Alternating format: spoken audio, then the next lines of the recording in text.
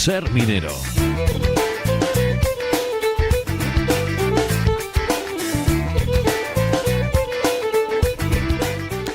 Imposible tener mejores cómplices para hablar de cultura minera que contar con la presencia de nuestros dos siguientes invitados, uno fijo y el otro, pues yo diría que bastante más que ocasional, casi va convirtiéndose en habitual y por otro lado encantado de ello estamos.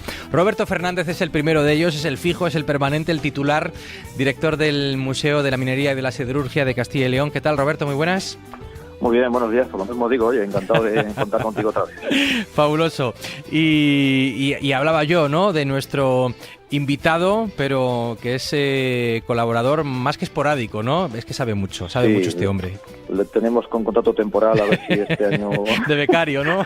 logramos hacerle fijo. Pues sí, bueno, como dices tú, hoy vamos a hablar de una nueva exposición temporal en el museo, una exposición que hemos inaugurado hace poquito. Nuestro espacio que llamamos Rincón de Luz, que seguramente nuestros oyentes ya saben, sí, que es un espacio que tenemos en el museo, que lo abrimos ya hace 5 años con la idea, bueno, de dar a conocer a los visitantes la importancia que tiene la iluminación en la mina y también los diferentes métodos que se han utilizado a lo largo de la historia por parte de los mineros para poder ver, ¿no?, bajo la tierra, que es quizás su principal problema. Y hace 5 años, como te digo, abrimos este Rincón de Luz con una pequeña colección de las denominadas lámparas Tempestad, y hoy, justo 5 años después, más o menos por estas fechas, pues estas lámparas Tempestad regresan de nuevo a Rincón de Luz con una colección mucho más amplia, mucho más completa y claro, como decías tú, si hablamos de lámparas, si hablamos de iluminación minera, pues lógicamente tenemos que hablar de Fernando Cuevas. Fernando Cuevas, que es nuestro buen amigo, colaborador de Ser Minero, colaborador del museo, responsable del Centro de Interpretación de la Minería de Barruelo de Santullán en Palencia, bueno, pues un gran conocedor de la cultura y del trabajo minero y sobre todo de las lámparas de mina, ¿no?, porque es un gran estudioso, un gran coleccionista y propietario de todas las lámparas que exponemos en Rincón de Luz, entre ellas pues las nuevas lámparas Tempestad. Bueno. Por eso, bueno, pues nos acompaña como siempre para iluminarnos, nunca mejor. Claro, toda una eminencia en la cultura de la minería. Fernando, ¿qué tal? ¿Cómo estás? Pues hemos vuelto al trabajo, que estábamos de vacaciones y un poco con la resaca después de un puente, porque aunque no sea puente, como los niños están de vacaciones, pues muchos padres se lo tienen que coger por obligación.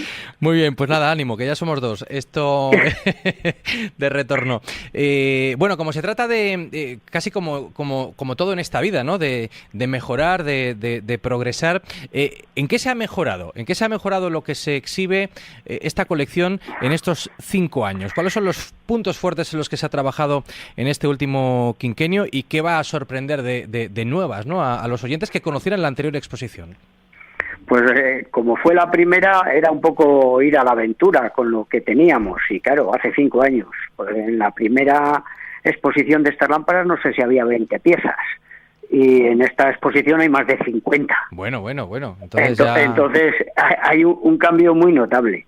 Y claro, muchas más piezas, muchas más variadas, de mucha más calidad algunas, pues lo que se va haciendo en un lustro, que es lo que hay de diferencia de la primera exposición a la segunda. Uh-huh.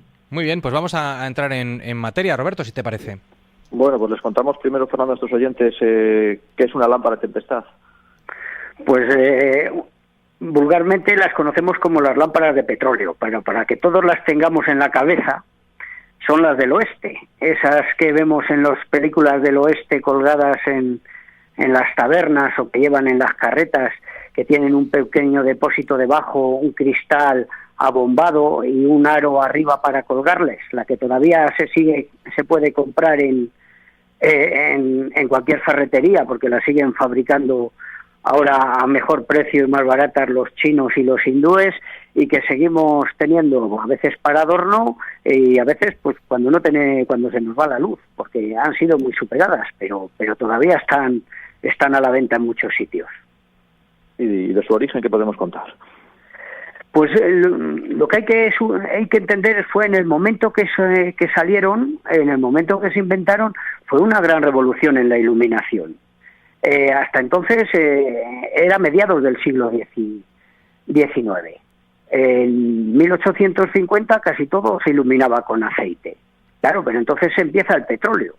Y realmente no funcionan con petróleo, funcionan con queroseno, que es un subproducto del petróleo, de la destilación, como puede ser la gasolina o puede ser el gasoil. De hecho, está en densidad entre el medio de los dos. Y claro, era mucho más barato, era mucho más seguro, era mucho más limpio. Entonces desplazó en muchísimos sitios las lámparas de aceite por este nuevo combustible, que al final era mucho mejor y además había que inventar un modelo para quemar ese combustible y que además la luz fuese potente, fuese limpia, y la gran ventaja que tuvo también, que aguantaba muy bien la ventilación, las grandes fuentes de aire. Sobre todo, por eso no triunfó tanto en las minas, sino triunfó en el exterior. Triunfó para los ferrocarriles, triunfó para las granjas, para la vida diaria donde hubiese muchas corrientes de aire. Claro, de ahí viene su nombre, ¿no? Lo de lámparas tempestad, supongo, entonces. Bueno, lo del nombre, en cada sitio hay un nombre. En Estados Unidos, Windlamp, en Alemania tiene otro. El nombre no está tan claro que hasta en los países de habla española, en cada país tienen un nombre distinto. O sea, en Chile la llaman lámpara de parafina, porque a veces la parafina y el queroseno pues lo llamamos igual. En Cuba la llaman luz brillante y canfín en Costa Rica. O sea, el nombre aquí en España pues se conoce como lámpara tempestad, pero la verdad es que nadie oye ese nombre por ahí. Al final es la lámpara de petróleo o la lámpara de queroseno, que es con lo que lo oímos normalmente. Y nos hablabas también de los usos, bueno, en España en minería poco o nada, ¿no? Pero bueno, en Estados Unidos, en otros países sí que algo se utiliza. Sí, bueno, como es, a nosotros lo que más nos interesa es el uso de las lámparas en minería. Sí no es la más ideal para la minería, porque tiene un depósito abajo, ya decíamos, pero suele estar hecha de hojalata. Y el cristal es muy grande. Y hasta que no se inventaron cristales más irrompibles, era muy fácil que se rompiese y que se estropease o se golpease. Entonces ya sabemos, y por supuesto en minas de carbón no se podía entrar con ella. Entonces se aprovechó en partes de minas en las que sí había demasiada corriente y no había que manejarla mucho, la dejábamos fija, y esta lámpara era ideal en las entradas de las minas, que corre mucho la corriente, donde hay pozos de ventilación, en las galerías estas de ventilación, que también hay grandes corrientes, aunque hay casos en los que también la llevaban los mineros de forma portátil. Algún caso en Alemania y en Inglaterra yo he visto fotos en las minas metálicas de Cornualles. Ahí también hay algún minero llevándola, pero no era especialmente ideal para las minas. Podemos comprobar, Fernando, que esta muestra, esta colección, ha crecido de forma notable en términos cuantitativos en estos últimos 5 años, pero si hablamos de parámetros ya cualitativos, ¿cuáles vendrían a ser las piezas estelares que habéis conseguido en estos últimos tiempos? Esas piezas únicas, esas piezas, pues no sé, especialmente antiguas, que merezcan ser destacadas. Bueno, la variedad es también un valor. Aunque entiendo que, por otro lado, el mayor valor reside en el conjunto, ¿no? Claro, sí, ¿no? Porque además no es un tipo de lámparas que en España haya mucha tradición y nadie se dedique a coleccionarlas. Uh-huh. De hecho, no era mi intención llegar al final vas encontrándolas, te da pena que estén estropeadas, porque son muy difíciles que se conserven las antiguas. Eso que decíamos, que es hojalata, le afecta mucho, que los cristales se mueven muy rápida, que son muy complejas, porque la ventilación circula por unos tubos que son las asas, es muy fácil que se estropee. Entonces, cualquier pieza que sea un poco antigua ya tiene un gran valor. Y también el valor está en que casi todas en España no había tradición de fabricarlas. Yo creo que solamente Fisma en 1945 más o menos sacó un modelo, y un modelo bastante antiguo. Entonces, en España tampoco hay muchas. Entonces, conseguirlas son mercados un poco extranjeros. En España también venían de fuera. Entonces, si tú tienes si quieres tener una colección tan amplia, tienes que conseguir americanas, y conseguir ya de fuera de la Comunidad Económica Europea, pues es más complicado conseguirlas. Claro. Es todo más difícil. Ya que te preguntaba, ¿la pieza más antigua es de qué año aproximadamente, o de qué años? pues de inicios del siglo XX. Las del siglo XIX se empiezan a desarrollar más, sobre todo a partir de 1900, y son las que se conservan.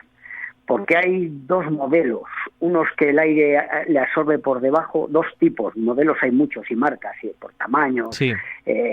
Pero uno que absorbe el aire por debajo, que se llaman de aire caliente, y luego el aire se regenera, porque en todas, claro, el problema de estas lámparas que están cerradas con un cristal es que tú tienes que conseguir que el aire circule por dentro para que siga funcionando. Y otra que son las que conocemos ahora, la marca Meva, esta que todavía encontramos por España y que había muchas, que el aire frío entra por arriba y es el mismo aire el que se regenera, da más luz y consume más. Bueno. Pero bueno, todas tienen su truco de funcionamiento, hay que saber manejarlas y eso, pero la verdad es que yo invito a la gente que nos está viendo, pues que por 8 euros o 9 la puede comprar, y que no se no puede comprar en cualquier sitio, pues que la maneja y aprende a usarla, que igual se le va la luz y le puede servir de algo. Bueno, una colección viva que sigue creciendo, que tiene mucho ya que mostrar y que de hecho lo está haciendo. ¿Hasta qué fechas manejáis, Roberto? Pues mira, entrada gratuita para verla y va a estar unos cuantos meses, o sea que hay tiempo para verla hasta el verano seguramente, más o menos. Perfecto. Bueno, Fernando, muchísimas gracias por todo y un fortísimo abrazo. Hasta la próxima, ¿eh? Un placer estar aquí con vosotros y creo que no tardaré mucho. Claro, que alguna cosa más habrá. Tienes mucho que contar, que contarnos y compartir con nuestros oyentes. Roberto Fernández, también gracias a ti. Hasta la siguiente semana. Hasta el próximo lunes. Y ahora música tradicional con La Braña.